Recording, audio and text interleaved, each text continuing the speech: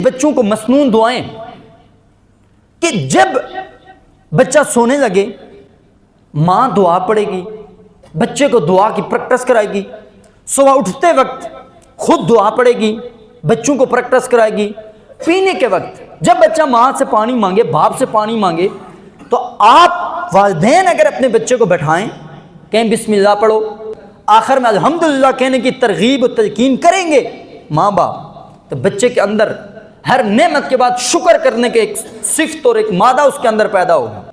دیکھیں ہمیں قرآن مجید کے اندر جنت میں جانے کی ترغیب اور جہنم سے ڈرانے کے حوالے سے متعدد مقام پر اللہ رب العزت نے قرآن مجید میں جنت اور جہنم کا ذکر کیا۔ یہ والدین کی ذمہ داریوں میں سے ہے کہ والدین اپنے بچوں کو جنت کی ترغیب دلائیں۔ یہ اللہ رب العزت نعمتیں دے گا۔ کیوں نعمتیں دے گا؟ بیٹا یہ کام کرو گے۔